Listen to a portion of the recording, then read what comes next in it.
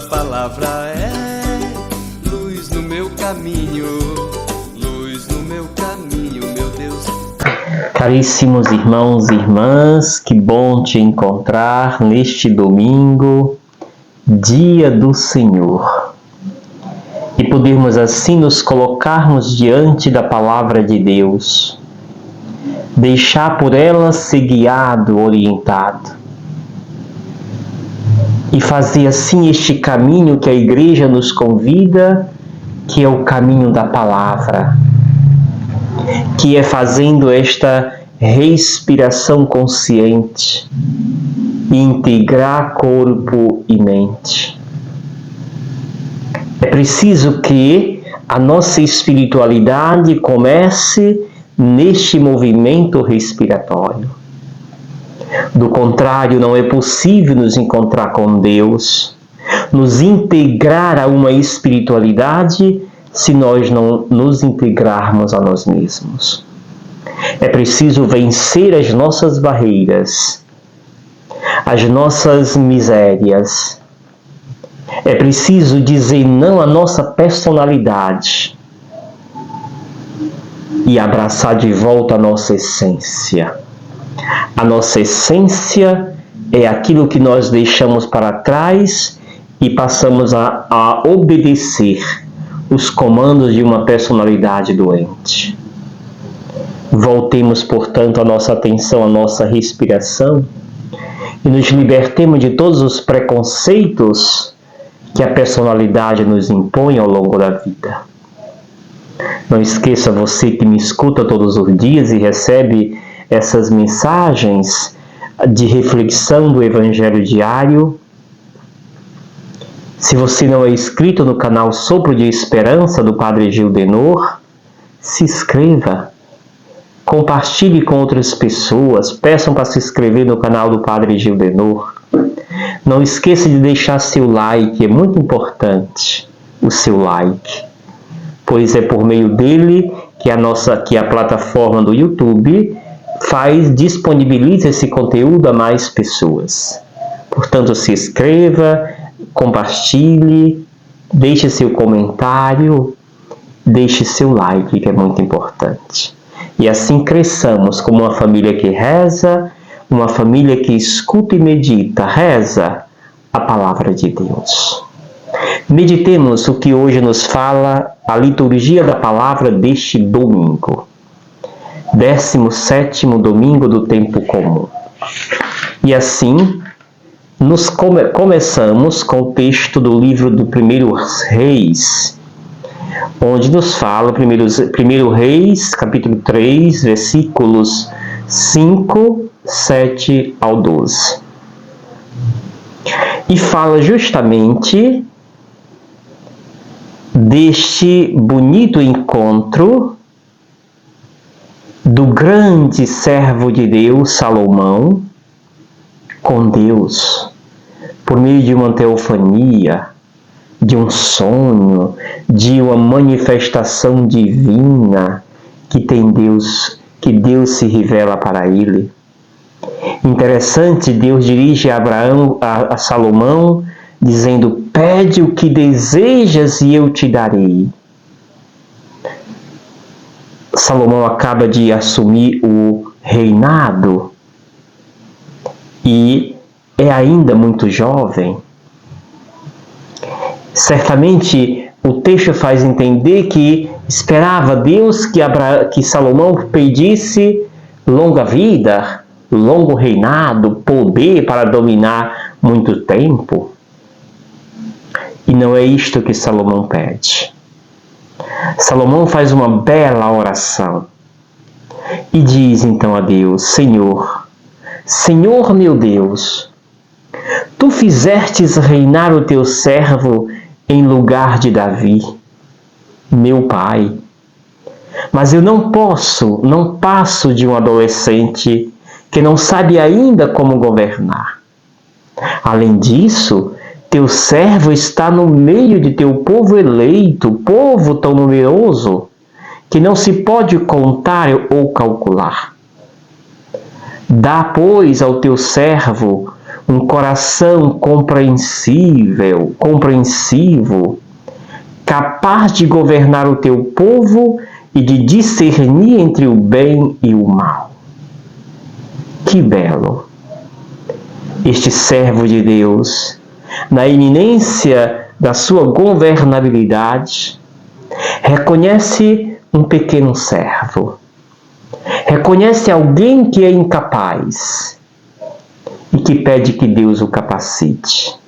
O capacite especialmente com a sabedoria, para saber discernir o bem do mal e assim governar com maestria. Caríssimos irmãos e irmãs, é claro que Deus se encanta com esta oração que brota do âmago do coração de Salomão. E Deus diz sim, já que pedistes esses dons e não pedistes para ti longos anos de vida, nem riqueza, nem a morte de teus inimigos, mas sim sabedoria para praticar a justiça, vou satisfazer teu pedido. Dou-te um coração inteligente, como nunca houve outro igual antes de ti, nem haverá depois de ti. Por isso Salomão é conhecido como o pai da sabedoria. Caríssimos, Salomão também é tipo de Jesus Cristo, aquele que se fez servo, aquele que se fez pequeno e que se coloca diante de Deus para servir e fazer o melhor. É assim que nós também precisamos nos postar diante de Deus, como servo inútil e que pede socorro às bênçãos de Deus. O evangelho que hoje meditamos é mais uma vez Mateus 13, versículos 44 ao 52. Naquele tempo, disse Jesus a seus discípulos: o reino dos céus é como um tesouro escondido no campo. Um homem o encontra e o mantém escondido. Cheio de alegria, ele vai, vende todos os seus bens e compra aquele campo. O reino dos céus também é como um comprador que procura pérolas preciosas. Quando encontra uma pérola de grande valor, ele vai, vende todos os seus bens e compra aquela pérola. O reino dos céus é ainda como uma rede lançada ao mar e que apanha peixe de todo tipo. Quando está cheia, os pescadores puxam a rede para a praia, sentam-se e recolhem os peixes bons em cestos e jogam fora os que não prestam. Assim acontecerá no fim dos tempos. Os justos virão para separar, os anjos virão para separar os homens maus dos que são justos, e lançarão os maus na fornalha de fogo, e aí haverá choro e ranger de dentes. Compreendestes tudo isso? Eles responderam sim. Então Jesus acrescentou: assim, pois, todo mestre da lei que se torna discípulo do reino dos céus é como um pai de família que tira do seu tesouro coisas novas e velhas. Palavra da salvação. Glória a vós, Senhor. Estimado irmão e irmã, o Evangelho, mais uma vez, nós estamos dentro do capítulo 13 de Mateus. Esse capítulo é conhecido como o capítulo das 7 parábolas. Domingo passado nós víamos 3, hoje nós vimos mais 3 parábolas. No domingo, 2 domingos atrás, víamos a primeira, do lado semeador. E aqui nós vimos essas 3 últimas, que nos mostram uma riqueza em detalhe e nos faz rezar e ver Deus com esta maestria. E aqui o texto já pedagogicamente é muito claro, em 3 momentos ele se divide, são 3 pequenas parábolas. A primeira trata justamente deste reino de Deus, que é comparado a um tesouro escondido no campo. Um homem encontra esse tesouro, deixa um pouquinho lá em silêncio, vai, vende tudo. E o texto faz questão de dizer cheio de alegria, ele vai e vende todos os seus bens e compra aquele campo. Deus é o tudo na vida de quem o busca. Este servo aqui é capaz de se desfazer de tudo para ter Deus para si. É o convite que faz Jesus. É preciso que nos desfaçamos de tudo aquilo que nos impede de estar em Deus, que nos impede de estar em sintonia com Deus, para assim estarmos todo a dispor dele. A segunda parábola é semelhante. É de um comprador de pérola, que encontra uma pérola de grande valor. E da mesma forma, ele vai, vende todos os seus bens, volta e compra aquela pérola. Este deve ser o movimento do cristão. Aquele que descobre o grande tesouro chamado Deus, volta na sua vida, faz uma reciclagem, se desfaz de tudo aquilo que não é útil para manter esta relação com Deus, volta e diz: eis-me aqui, Senhor, todo inteiro para ti. É assim que faz esses dois primeiros atores. A última parábola, Jesus chama a atenção para a nossa forma de vivência deste Evangelho. Diz ele: o reino de Deus é como uma rede lançada ao mar, que pega peixe de todo tipo. A rede é o próprio Deus, que pega todos os tipos de peixe. E lá naquela parábola do joio, que também lemos nesse capítulo, falava que o trigo deve crescer junto com o joio e vice-versa. A separação é no tempo da colheita. Quem determina a colheita é Deus. Quem determina que terminou a pesca aqui nesta parábola também é Deus. E que os pescadores vão, puxam a rede para a praia e ali separa os peixes bons dos peixes ruins. Os bons têm o destino eleito, os ruins têm também o seu destino não tão saudável.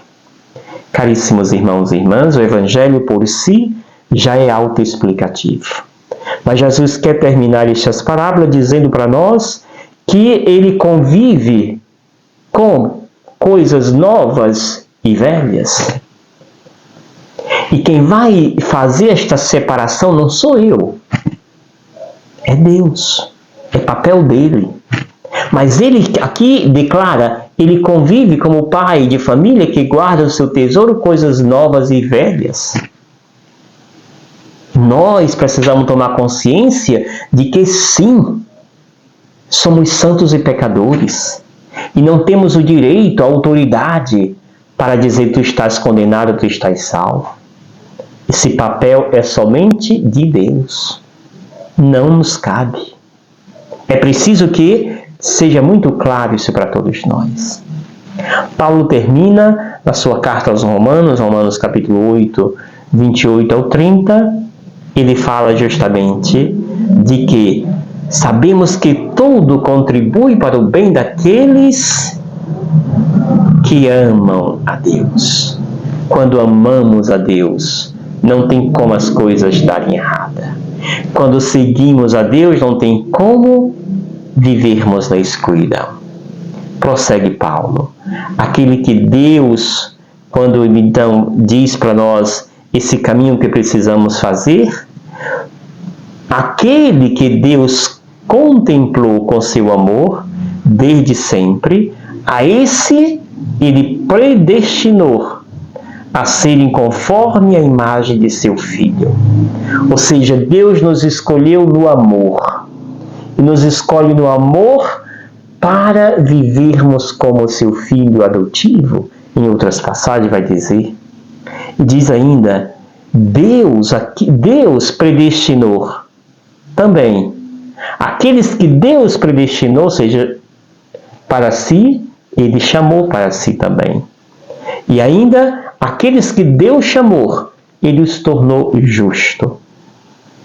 E aqueles que Deus o tornou justo, Deus o glorifica. Caríssimos irmãos e irmãs, este é o caminho que somos chamados a percorrer. O caminho dos que amam, o caminho dos que fazem a vontade de Deus e reconhecem: somos amados por Deus. Deus nos ama infinitamente. E nos amando, Ele nos predestina, Ele nos chama, Ele nos faz justo e Ele glorifica essa justiça que nos tornamos. Viva com alegria este domingo. E que a palavra de Deus possa te dar nova tonalidade à sua vida, à sua caminhada. Obrigado pela sua companhia e eu te abençoo em nome do Pai, do Filho e do Espírito Santo. Amém. Gratidão. Obrigado, Senhor, porque és meu amigo.